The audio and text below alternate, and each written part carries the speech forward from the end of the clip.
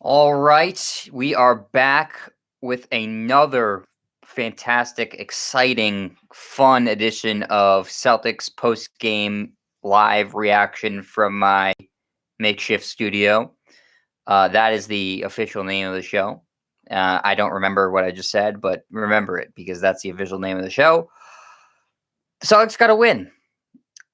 You would think I'd be more excited, but the fourth quarter really dampened my enthusiasm for the win. The Celtics were just bludgeoning the Hawks all game, and then the fourth quarter rolled around. The Celtics said, "We have this game in hand. We'll just take the fourth quarter off." Ended up working out, but this is the problem with the team. I can't remember a game where you can say, "Yeah, man, the Celtics played a good, clean 4 quarters in that one. They really tried their best every single quarter." Now, every team's going to go on runs in the NBA. It happens, but the effort was really lacking in the fourth. And I don't want to be too negative because ultimately they did win the game in a game that they were up by a lot. But it, you want a win like this after you've been struggling to be a full 4 quarter effort to say, hey, maybe this team is onto something. Maybe, you know, they've heard the criticism and like we need to play harder. And for 3 quarters, it really looked like that. Like you had an aggressive Celtics team, you had a very aggressive Kemba Walker, and they looked like they were out to send a message and blow out the Hawks. And then the fourth quarter happened. But final score tonight, 121-109. You could say, hey, the game wasn't really that close because the Celtics were up big for a longer period of time than they weren't. But again, that fourth quarter really changed a lot of things. The Hawks outscored the Celtics in that fourth 36-23. But the rest of the game was really the Celtics fully handled it, especially in the first half. The Celtics put up 66 points and finished with 121. So the Hawks defense was not very good tonight. The Celtics defense was not particularly good in the second half. Let's go through the box score, though. Tristan Thompson, very good game for him. First good game in a little bit, it seems. 17 points, 5 rebounds, 8 of 9 from the floor in 27 minutes in the start. Tatum was the only starter in the minus column for plus minus, but he did have 25 points, 6 assists, 8 rebounds, 3 blocks. The reason he was in the minus column and why I didn't have him on my 3 up list was because he had 6 turnovers. Some of them were careless to me, like careless dribbling, not really looking where he's passing. So those turnovers knock him down a little bit of a peg. Daniel Tice, a very solid game, 14 points, 4 assists, 3 blocks, 8 rebounds. Kemba Walker was the best player on the court tonight, in my opinion. 28 points, a plus 26 on the night. He had 3 steals, 6 assists, and 5 rebounds. 10 of 16 from the floor, 5 of 8 from 3. This is all-star Kemba Walker. If you can get this Kemba Walker every night for the Celtics, it's suddenly a very, very different team. The problem has been consistency with Kemba Walker, but this is the type of performance you expect out of a guy who's making a max contract and expect out of a guy who's been to multiple All-Star games. So this is the best game Kemba's played all season, in my opinion. He was very aggressive. He was hitting his shot. He was looking for his offense. Part of that might be, as Brian Scalabrine and Mike Gorman pointed out on the broadcast, that Trae Young plays no defense. But if that can give Kemba some confidence going forward, that should be the biggest takeaway I have from this game is that, hey, maybe Kemba Walker will start to get on a little bit of a roll here, which would be immensely helpful. Jaylen Brown, not the greatest scoring night for him, but just 17 points. But he did contribute also on the defensive end. 4 rebounds, 6 assists to go with 6 of 12 on the floor, 4 of 7 from 3. So he did everything that you would ask of him. You didn't need him to score a bunch of points with the team putting up 121. In terms of the bench tonight, rookie Aaron Nesmith, he played 20 minutes, though he did leave with an injury. It looks like he's going to be okay, though. 3 points, some good defense, 4 rebounds. He's continued to be featured with a lot of minutes.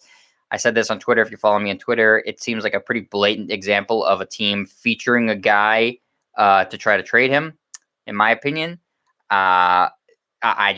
You don't go from playing no minutes to suddenly playing 20 minutes the past 3 nights because of something you've done you're not even practicing. So it seems pretty obvious to me they're featuring him, but he's looked pretty good in the minutes that they've been featuring him in.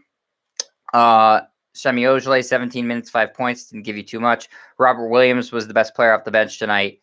Continues to just play tremendous when the Celtics give him time. Only 16 minutes, but in those 16 minutes, he gave you 12 points, 4 blocks, 2 steals, and 7 rebounds. That's how you fill up a stat sheet. Brad Stevens continuing to not give him enough minutes, in my opinion. It's mind-boggling. It doesn't make sense to me. But that's sort of the way I expect it now. It's frustrating. I just don't get it at all. Every time he's on the court, he makes an impact offensively and defensively. Peyton Pritchard, rough game for him. -18 on the night in the plus minus. No points. 0 of 5 from 3. 0 of 7 from the floor. One of his worst games of his rookie season. So that's what the team did tonight. As far as what other big takeaways you can get from this is that I would say there's no change in my thought process from the past couple of frustrating losses the Celtics have to this win in terms of where I see the team. You can't take a win like this against Atlanta, even if you did win by a blowout margin, which they didn't end up managing to do. The problems they have are still real. The roster construction is still an issue. The rotation is still an issue. The overall talent of the team is still an issue. So those things don't go away with a win over Atlanta, a split series with Atlanta. I guess you have the tiebreaker later next week. So until the Celtics go on a winning streak of more than 2 games, until they go on like a legitimate 5-game winning streak, I just don't see anybody on the team or fans feeling differently about what this team is and what their fortunes could be in the postseason. Could Kemba Walker start getting on a roll with this good game? Yeah, he certainly could. He's capable of it. And if that happens, that changes the dynamics. That plus a trade, then you might be talking about making some noise in the postseason. But nothing's indicated to me yet that he's going to be able to do that. And since there's no trade that's happened yet, you can't really project what the Celtics are going to look like once that happens, if that happens, that is. So I can't really take away anything big from this game other than it's always good to get a win. You want to get a win. And it seems like, I'm being more negative than positive after a win, but that's just because, they've done this to me. They've put a dark cloud above my head. And they have to shake it loose. Also want to point out that the guy I've been deriding a lot, Grant Williams, did not play tonight and the Celtics won. Coincidence? I don't know. You tell me. That's all I got for tonight. The Celtics are back at it on Sunday afternoon game, 3:30 Eastern time against the Pelicans. I am excited for that game. Really looking forward to seeing Zion Williamson. Looking forward to seeing what is going on down there in New Orleans with all that young talent they have. Should be a fun game. Also, maybe a potential look at some Celtics trade targets in JJ Redick and Eric Bledsoe. See what they could potentially contribute to the Celtics by seeing what they do against the Celtics. So I will be back then after that game with some instant live reaction as always. Thank you for everybody watching. Remember to like, subscribe, tell people about the show, tweet about the show. If you think I'm right or wrong, I don't care. Just, tell me about it. I can take criticism. I have no problem taking criticism. But if your criticism's stupid, I'm going to tell you it's stupid. That's just how it goes. So I will be back, and on Sunday early evening, I guess, is when that game will wrap up, and we'll talk to you then. Thank you, everybody, for watching. See ya.